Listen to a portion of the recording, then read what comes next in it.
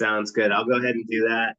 And then I'm going to just hand it over to the girls to start asking questions. And I am going to turn off my video. All right. So, girls, you're up.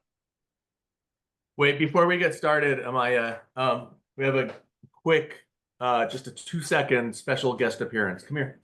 What? Come say hi to Amaya. Duck down so she can see you. You remember Theodore?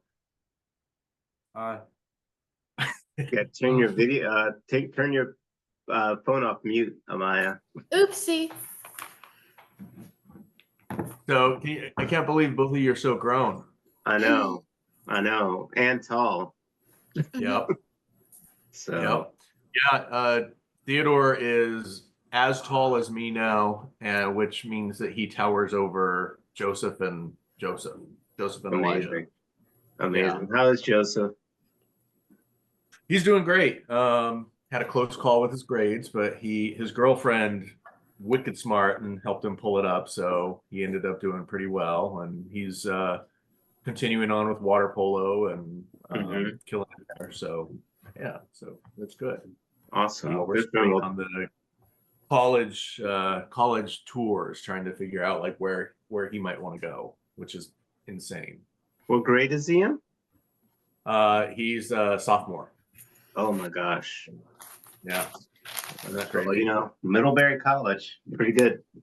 Seriously. No, we're looking at Middlebury, Harvey Mudd, and then like all the, like UCLA, Berkeley, Davis, stuff like that. So yeah, I think he'd really do well at a small liberal arts school. Well, let me know if you guys ever go up to visit Middlebury, because I wouldn't mind making a trip up there to hang with you guys, and that'd be amazing. But also, to make a couple phone calls. Okay. On the way. That would be phenomenal. So we're we're keeping his grades up, so that's good, and he's academic All-American, so great. Trying to make him competitive. All right. So anyway, awesome. Well, no, we'll send everybody our love. I am going to. I'll still be here. I'm just going to be working in the background, so don't mind me. And I'll turn it over to the girls.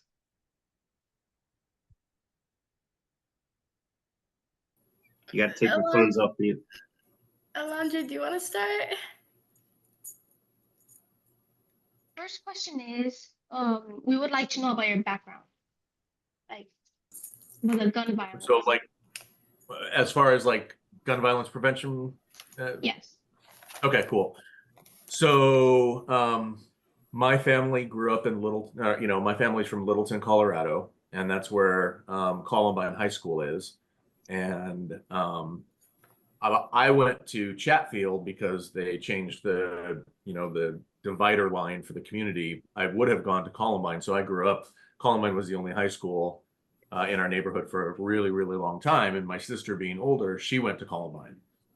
So when I was a Peace Corps volunteer, one night I was going to sleep in my hut, and I would always, put down the mosquito net and turn on the BBC. And the BBC is the, radio station that you can get in Africa. And I was listening to, the nightly news, and they talked about a school shooting, and they got the name wrong. They were calling it Collingwood. But the way they described the school being built into the side of the hill, I knew that it was either my high school, Chatfield, or Columbine. And the two schools are right next to each other. They're rivals.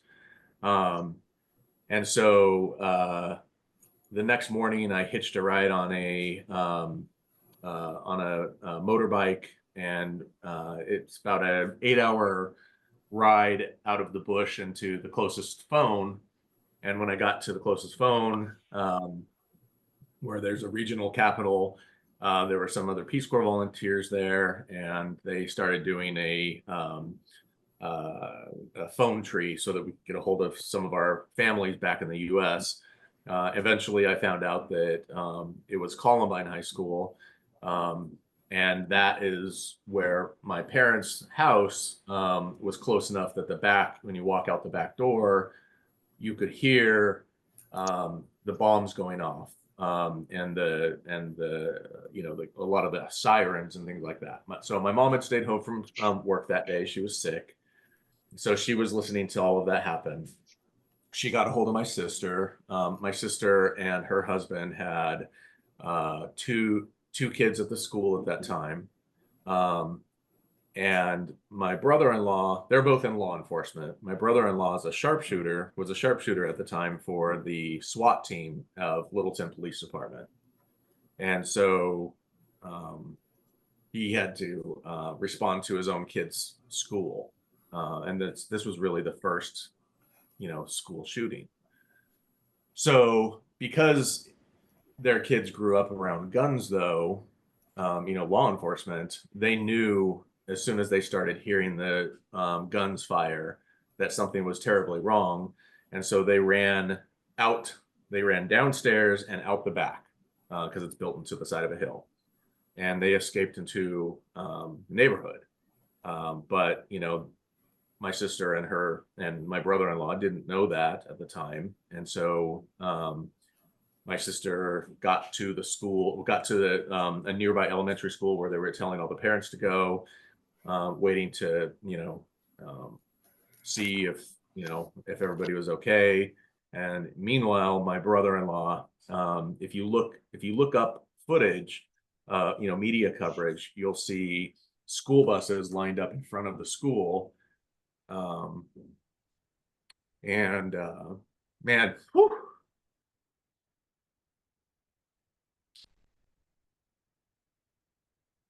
yeah, it's hard stuff. My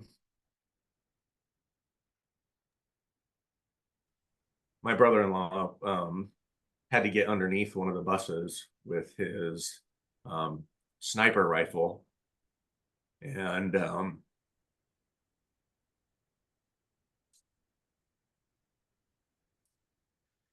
he had to sit there and wait and figure out, they had to figure out how to respond. So we're thankful because everybody that is in our family got out. They're all safe.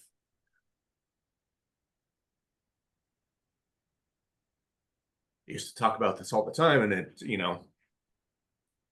when you talk about it all the time, you can glide right through it. But since I'm not working in gun violence prevention mainly right now, I guess all the emotions are coming back. So I apologize, guys.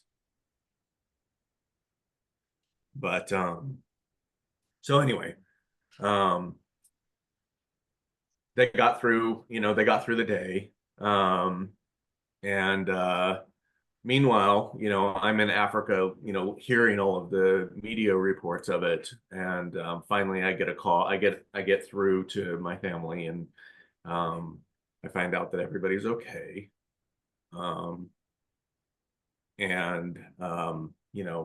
When you're living half the world away, you go on with life.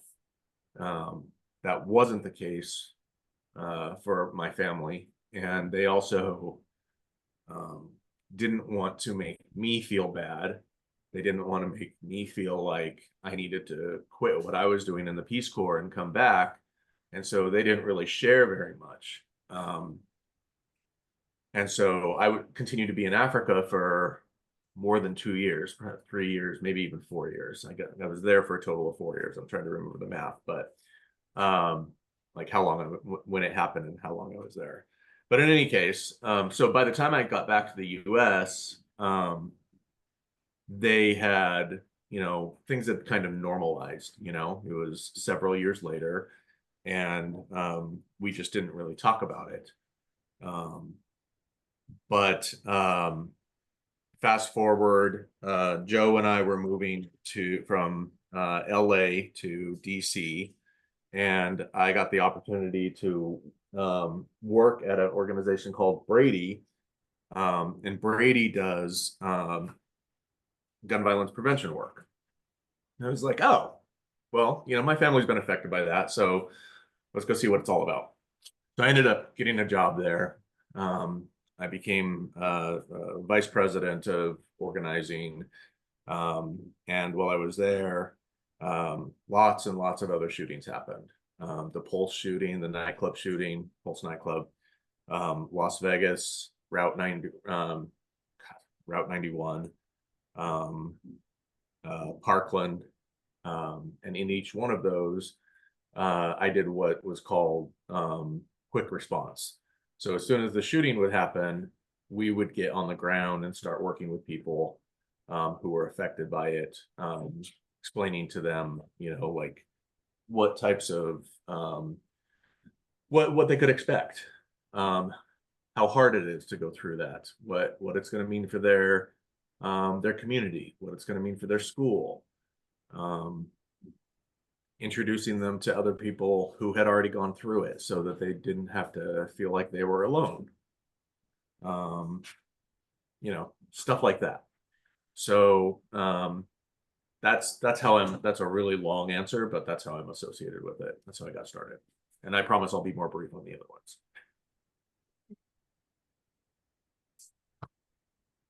Maya, would you like to ask the first question? Wait, what'd you say? The first question. Okay, so the first question we have is how does the rate of gun violence in the US compare to other nations?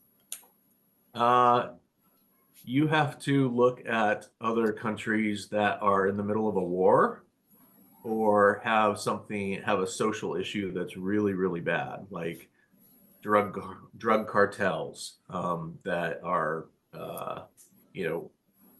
scaring civilians and being very violent. As far as other countries that the US would consider itself to be peers, to be similar, we're the only ones who have a real issue by orders of magnitude.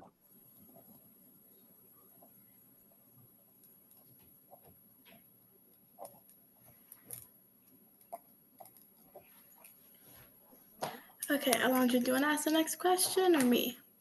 I'll do it. So, what is the need of assault rifles? Well, that's a great question. So, my thinking on this has evolved, and I don't know if it's evolved for the better or the worse.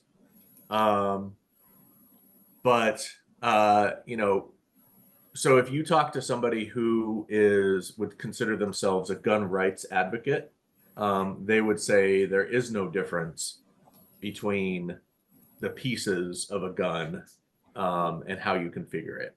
And it's true. It's difficult because you can take apart an assault rifle, what they call an AR, and they don't even call it they dispute that it's even called an assault rifle, right? They call it a modern sporting rifle.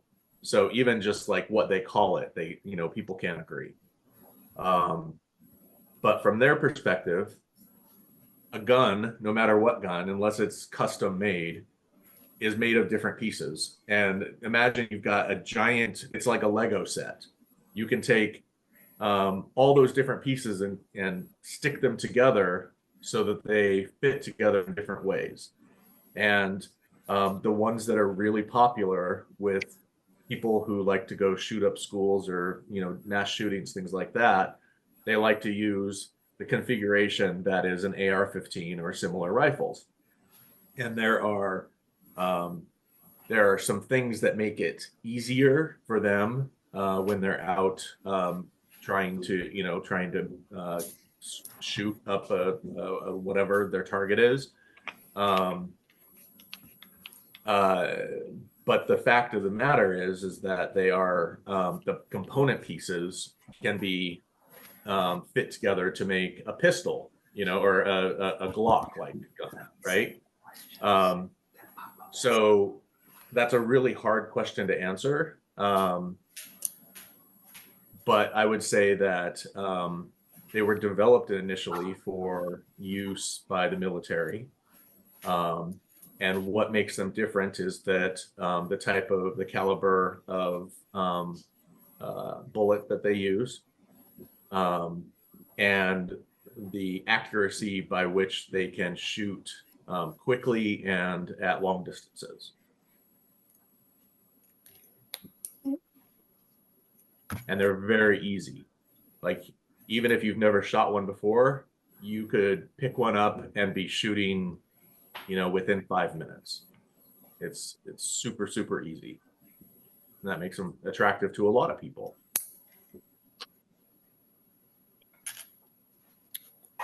Okay. So the next question we have for you is, how do mass shooters differ from other types of gun violence?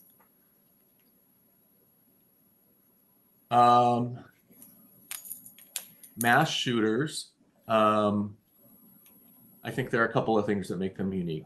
They're looking for what we call notoriety, meaning that they want to be famous, and they think that this is a way for them to do it. They want to be remembered. They want people to know that they're suffering and that they're in pain, and they feel ostracized. They oftentimes are young men who have trouble fitting in at school, have trouble fitting in at work, have trouble making a romantic relationship work. And most of them are straight. So most of them, often a common characteristic is difficulty in having romantic relationships with women, and pair that all along with, they often grow up in a social media environment where guns are very centric, and it's becomes part of their identity. I might not, I might not be able to have a girlfriend, but I've got this giant gun, and it makes me tough. And that's not true for everybody. But if we're going to talk in generalities, that tends to hold up. And they tend to be white, and they tend to be, they tend to feel like the world is against them. There's a lot of underlying issues in there about young, angry white men who feel like the world is not fair to them, that society stacks the deck against them and makes them the scapegoat for any problems.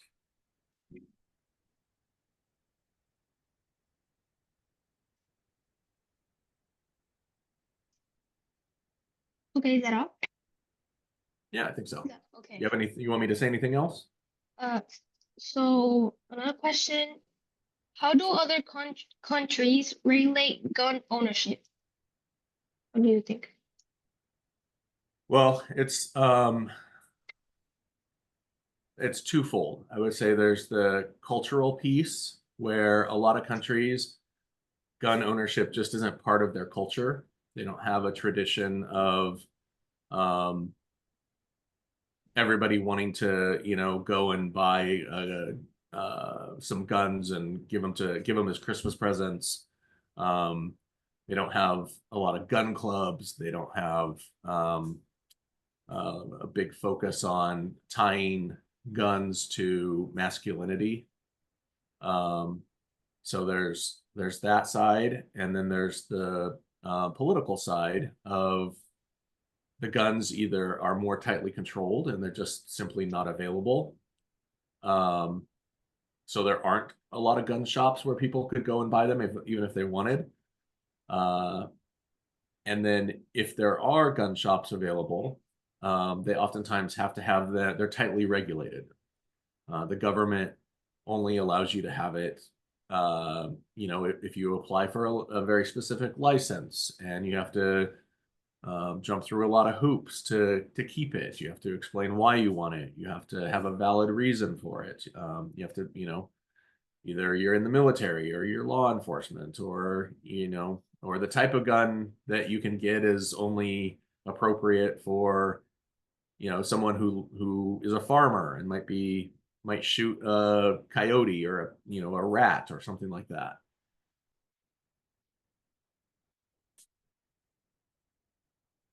Whereas here in the US, there are more gun stores than there are McDonald's.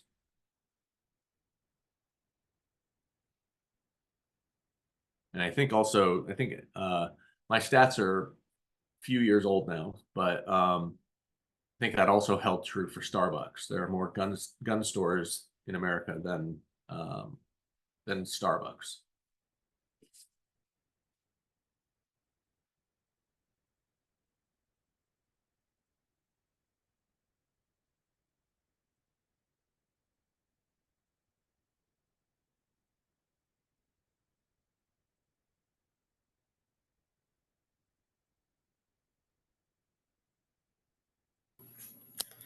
Okay, so our next question that I have for you is, so like, how do we end gun violence, or like, can we even end it, or to the point where people can listen? That's a great question. Amaya, honestly, I don't think we can. I know that's a pretty sad thing to say. I think there are simply too many guns out in circulation that even if we stopped making them right now, we stopped allowing them to be sold into the general public. Guns aren't like cars that get old and you have to replace them in 10 years. There are a lot of people that, like I inherited a Glock from my dad, and I could give that to Theodore, and he would be able to give it to his kid, who would give it to his kid. And it just doesn't, they don't get wear and tear on them as much as other types of things. So unless you go and you actually take guns from people, I don't know that you can, the way that human beings are, I don't know that you can end gun violence. But what you can do, and that's a big thing of one of the reasons why I left DC and where I was working on the political side of guns. What I do now is I work in TV and film, advising television shows like that use a lot of guns, like Law and Order or SEAL Team 6 or shoot 'em up shows. I work with them to model safer behavior, and I think that's honestly the best we can do. We can encourage most people who want to be responsible gun owners to make sure their guns are never used in a way that they did not, or that they're only used in a way that they intend them to be used. So if your typical gun owner buys a gun because they like shooting, they'll only use it when they go to a gun range and practice. They'll only use it when they go camping and want to, shoot a target in the middle of the forest. They'll only use it for hunting. They'll only use it if somebody breaks into their house. But the biggest problem that occurs is when somebody gets a hold of a gun that shouldn't have. And a lot of young men who get a hold of guns and go and shoot up schools oftentimes get them from their parents or from an easy source like that, because their parents didn't lock them up safely. So I think we can't end gun violence. I know it's a sad thing to say, but we can certainly get very much less prevalent. Okay. Okay. So like, what about like if like we stop selling, if they stop selling like the bullets to those guns? Yeah, that's a great question. So there have been a lot of lawsuits about that, where a lot of gun violence prevention advocates said, okay, if you won't let us regulate the guns, let's regulate the ammunition. Because, a gun is useless. It's just a hunk of metal if it doesn't have the ammunition, right? But where the Supreme Court is, and where they are likely to continue to go, is that because you have a right to bear arms, you have a right to, have a gun. It necessitates, or it implies that you also have the right to ammunition. If the Supreme Court was different, we might get a different answer. But with the way that things are going for the Supreme Court, I don't think that in our lifetime we're going to see much of that change.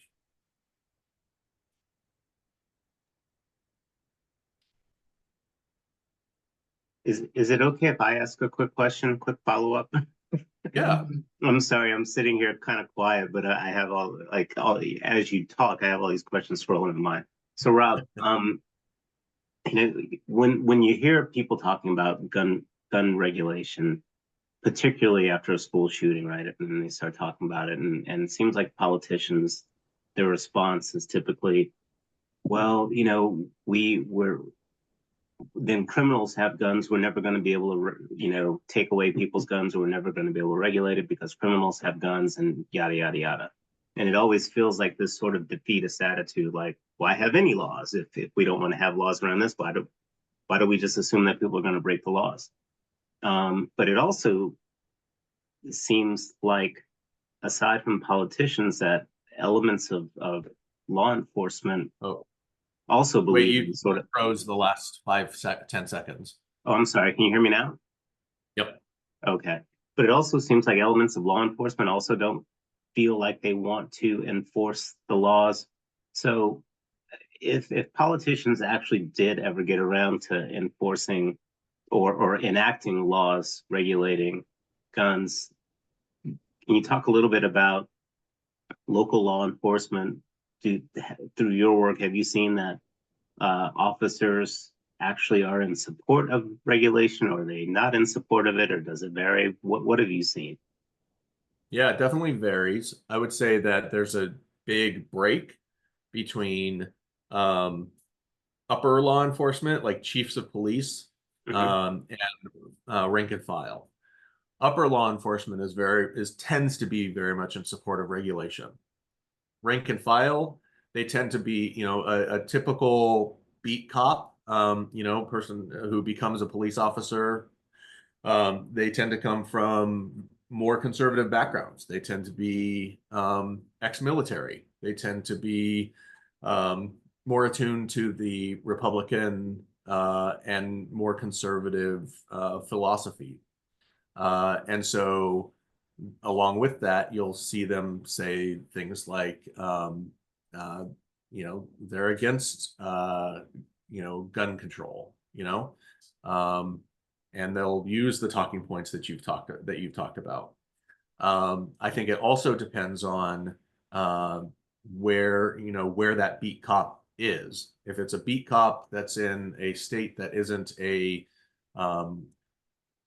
large city that's dealing with, or a neighborhood that's dealing with major gun violence, they're going to be much more conservative in their views of it. My brother-in-law, who, law enforcement, it's taken him a lifetime to come around to being much more moderate on who should be able to have a gun and when and what kinds of guns and things like that. When I was young, we used to bicker about it. But I think one of the things that isn't talked about, people will always be like, well, look at Chicago. It has really tight gun control laws, and it's a wreck. It's a wreck.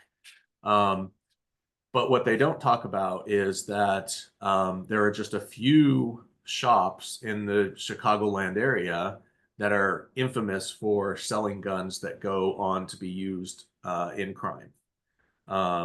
And they can measure, like, from the day that a gun is sold to the time that it's used to commit an act of violence. And there's a steep drop off. There are a lot of guns. There are some shops that sell a lot of guns where they look the other way. And those guns are used to commit a crime in the first 18 months that they're sold. Then there's the vast majority of gun shops that do a pretty decent job. And their guns are very rarely, if ever, used to commit a crime. But what you do see is in places like Chicago that has such a problem is that it's guys that look like me, you know, skin color, color of beard, all that stuff. They'll go to places where it's easy to buy a lot of guns because they're very lax gun laws. And it's called the Iron Pipeline. So I would go to Georgia, where I can buy a ton of guns. Nobody's going to ask any questions. They'll happily load them up in my trunk. And then I will drive them up to a place where I can sell them for a huge profit, like south side of Chicago, where a gun that I bought for $200, I can sell for $800 on the street. And that goes with the ammunition too. Single bullet. You might be able to sell a single bullet for $45, $50. And it's because the regulations there make it difficult to get your hands on a weapon from a store. And so the best place to do it is on the black market. And that's where that conversion happens, where a legal gun turns into an illegal gun and is used in the commission of a crime.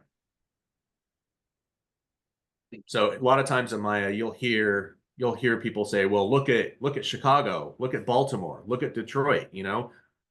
They have tight gun laws and nothing works. Well, it's because there's not a wall around the city that prevents gun smugglers from bringing those guns in from other places. And so those cities are having to deal with this flood of guns coming from places where it's easy to buy them.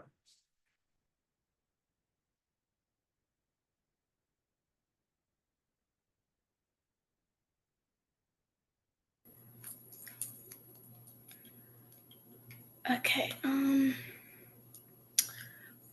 Joe, you want to ask the next question? Okay. Why is gun violence a thing, and why is it happening? Because our society is changing rapidly in a way that makes a lot of people unhappy. I think that's the easiest way. There are a lot of people that are sad and don't know how to deal with it. There are a lot of people who feel that they are losing, that they aren't living as good of life as they think that they should be, or that they were promised. Can you say the question again? Why is gun violence a thing, and why is it happening? Yep.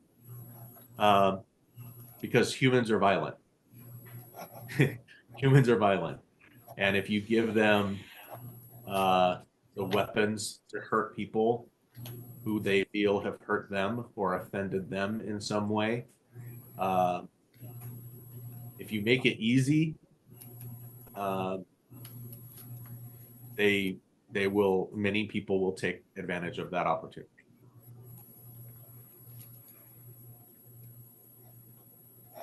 And you also have to look at, you know, our country. One of the strengths of our country is that we have so many different kinds of people that come to live together, right? We've got people from all over the world who are welcome here. We've got people who, you know, are religious, who are Christian, who are Jewish, who are Muslim, who don't believe in anything at all. You've got people who are gay, are straight, are, you know, all of those different things.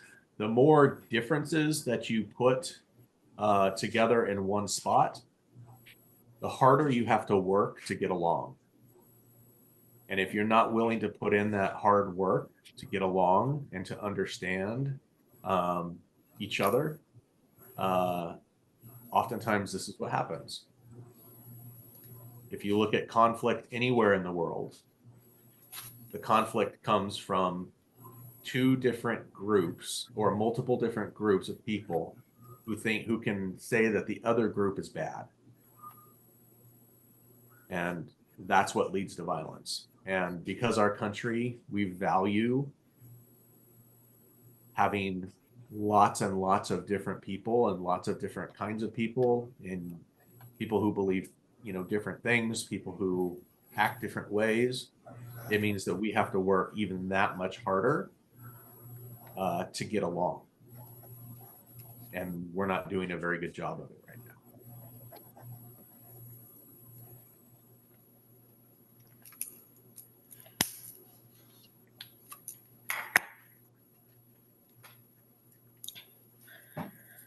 Okay, so our last question is, has anyone tried to stop gun violence and at least succeeded for that for even a little bit of time at Yep. all?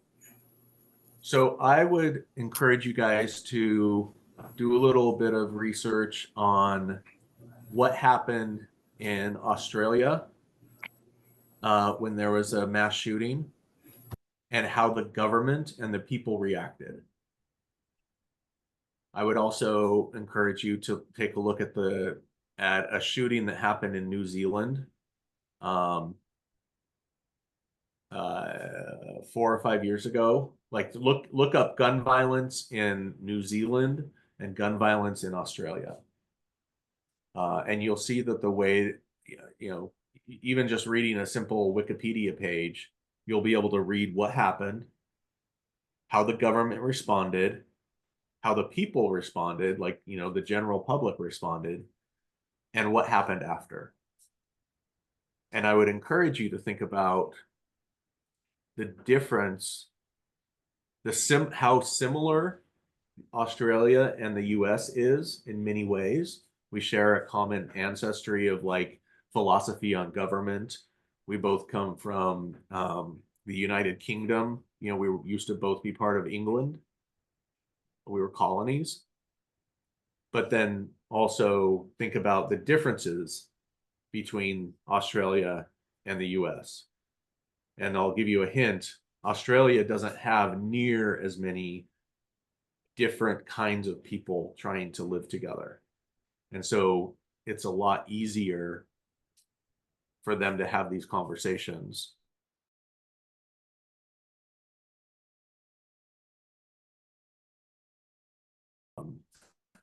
Big thing is they don't have a lot of really powerful gun manufacturers that can influence the government. Most of their guns come from either Europe or the US. So in the US, you've got all of the people who make guns and therefore make so much money, so much more money than you can imagine. If the government threatens that they're going to ban those guns, they use a lot of that money to go and pay off politicians to vote their way. And so Australia didn't necessarily have those gun manufacturers that are really pressing on the government to do what they want.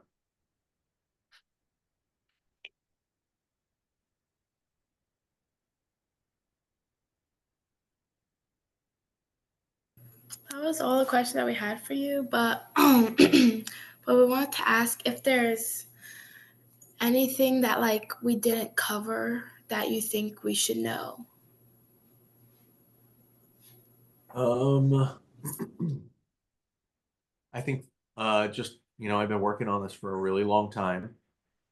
And I think the only way that we're going to move away from all of the gun violence that we see is if we decide to change the way we think about guns. The reason that gun policy, which means the reason that laws about guns haven't changed is because society isn't ready for them to change. And so the way that I talk to TV writers, actors, directors, all those folks, is that we have to create an expectation amongst the public about what is the proper way to, what are the roles that we want guns to play in our society. And so our entertainment, where everybody goes and enjoys, we need to be depicting guns in ways that are handled safely and creating norms so that because honestly, it's monkey see, monkey do. If you have, you're watching your favorite show and you see a character on, on your favorite character on your favorite show acting a certain way, putting their hair in a certain way, wearing certain clothes, saying certain things, you may or may not realize it, but you're going to mimic that. And it's this entire thing called parasocial relationships. And that's where all of my work is now. You like that person, you like how they handle themselves, you like the things that they say, and so you'll find yourself doing the same thing that they're doing. And so that is, I think, the only way that we're going to fix this problem is if we are depicting it that way, so that audiences absorb that and bring that into their daily life. Kind of a backdoor way to fix the problem.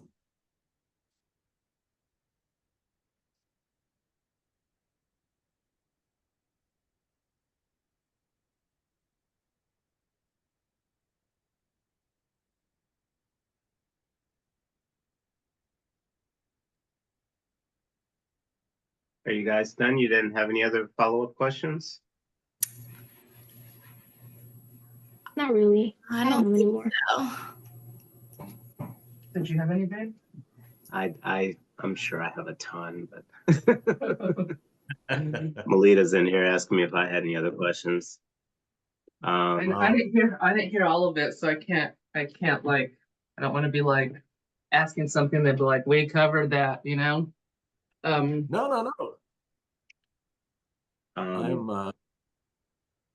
I'm a one-trick pony, so when once every 2 or 3 years somebody asks me a question, I can drone on about it forever. I'm happy to do it. No, we appreciate the time. Oh my gosh, we really do. Like, you're so amazing. We love you already, but oh my goodness, that you just like took out some time for this little thing that you used to cuddle in your arms. Oh my gosh, Alondra, I'm gonna embarrass Amaya, so you're not allowed to use this against her at school or anything like that. But oh my God, like we were in Greece together, and she used to climb up in my arms and let me like sneak. I love that kid, and it has been so amazing and so fun to watch her grow up. And Alondra, my son that I had come in, Amaya's parents and his parents are dead set on making them get married. Oh.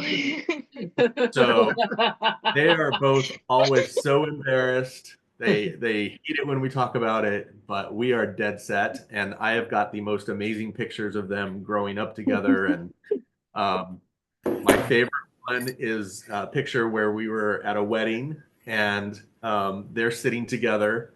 And it's very clear. It was like, an old married couple that had been together too long. Theodore is sitting there going like this, just upset.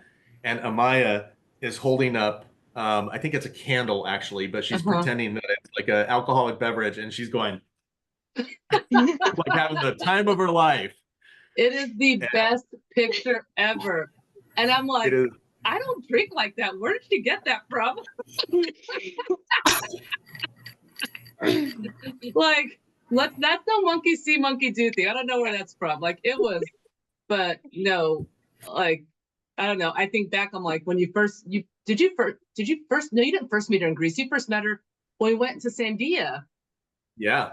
I was telling Chad because that wasn't too long ago that when we met, and I was like, Rob was kind of like, oh, okay, we'll meet your friend. I was like, and we just went like, oh, okay, we'll just go meet, and we ended up spending the entire day together. Oh my God, we loved you from the get-go, and yeah. I mean, I often joke with Joe. Alondra, Joe is my husband, and I often joke that like if we ever get divorced, I get to pick the friends that I want, and you know, Amaya and her family are definitely at the top of that list. We went, I know, and then it's so awkward that, and we didn't find out till years later because I've known Joe for like your parents knew each other 5 years. I've known him for what I thought was 25 years because he was best friends with Connie. And then I turn around and he's at our house, and my mom's like, just looking at him. And she's on the other side, like he's sitting at the bar stool. She's on the other side, cooking in the kitchen. And she's like, oh, wait, what's your name? Huh. What do your parents do? And he's like, oh, well, my dad's a periodontist. And she goes, what's your dad's name? And she was like, oh my God. She's like, you spent your first Thanksgiving here. You and Melita and Dino, my brother, were running around the backyard. And we were like, what? And then she breaks it down how our godparent, like her best friends from Kentucky, like the dad was best friends with Joe's dad. And he was like, hey, my friend just moved there from, they don't have anywhere to go for Thanksgiving. Can they come to your house? And you guys just moved there. Sure. And they came over to our house, but like, I was like 4, or 3.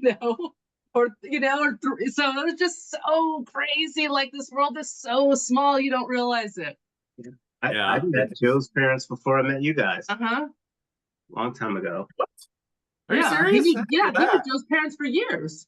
He's like, I know them. Yeah. Joe's dad was trying to get me to invest in some Iraqi coins. Of course he was.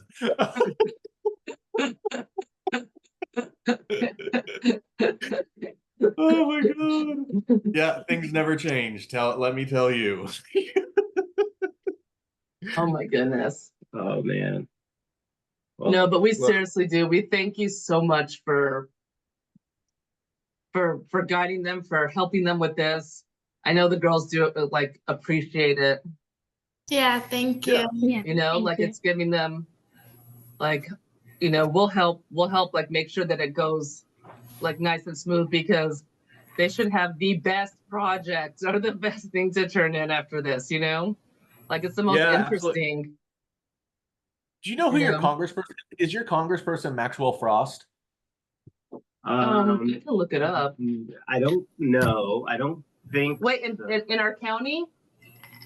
He represents Orlando. I don't know like what if it's all of Orlando. Yeah, so Billy Rakis. He's Greek. Oh, okay. Yeah. Cool.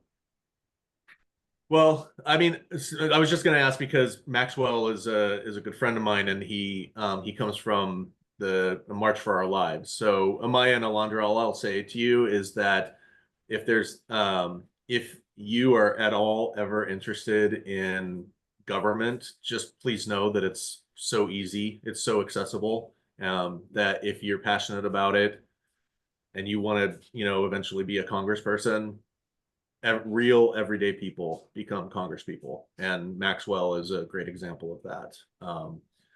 And it starts with being interested in important issues like this. So I'm glad that you guys are being, I don't know if you're being forced to do the assignment or if it's something that you're really excited about, but just know that every time you're doing something like this, it can lead to a real career and a real lifetime of interesting stuff.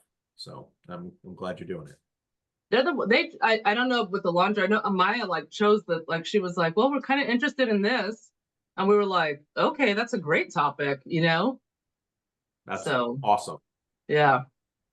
So then I would just say this one thing.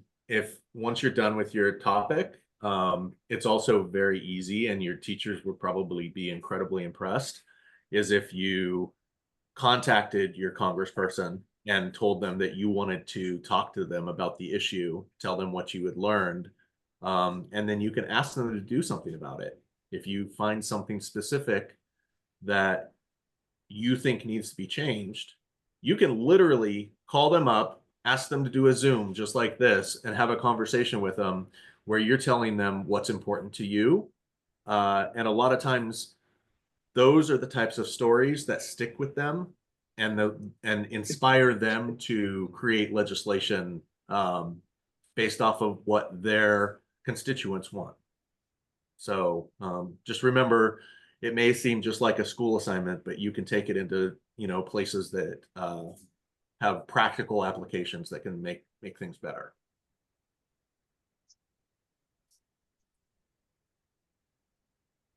Yes, no. I know. Yeah. Now it's a lot to take in. Just think about it. No, that's great. All right. Well, thank Well, you. Yeah, and if you guys ever need anything else, I'm always here. Maya, you can get my number and just text me or call me or whatever you need. And Alondra, it was really nice meeting you, and I hope you get an A on the project. Thank you. Problem. Thank you. Good luck, guys. See you later. Bye. And then Bye. come out to Tampa Yes, come sometime. out, visit us, Tampa. Oh, see, I was thinking Orlando, Tampa, of course. Yes. I love Tampa. I would Yeah. absolutely. Okay. Deal. Yes. We're a little more progressive here. Yes, come. Yeah. Oh no, Hillsborough County, right? Or are yeah. you north well, of? we're Pasco County. Okay. But we're just Okay. like we're 25 minutes outside of Tampa. Awesome. I spent a lot of time on work in Tampa and Sarasota, so nice. I love that area.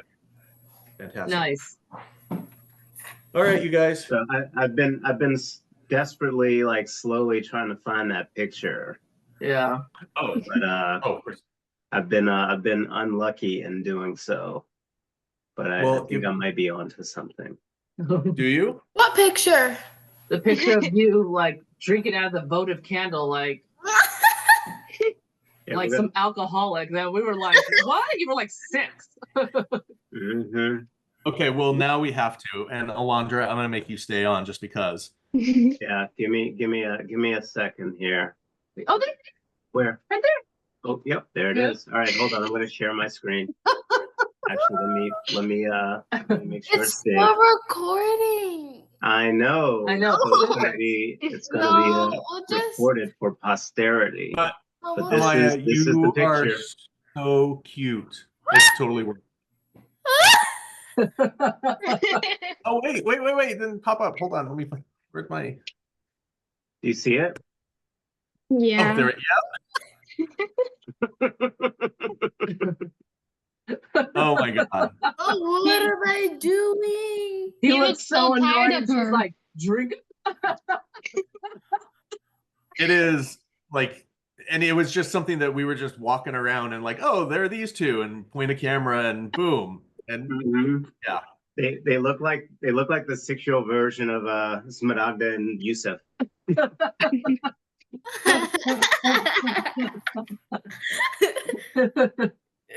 Oh my god. And you know what? When you guys get married, this is definitely going to be the backdrop of Oh, the whole. completely. Yeah, we can- 1,000%. We can blow it up. All right, now. I'm now sorry. we're- You have to admit that it is pretty cute, though. Yeah, Yeah. it's really cute. See, Alondra agrees. What do you think? All right, guys. All right. Have a good one. All right. Okay. Bye. I love you guys. Bye. Bye. Bye.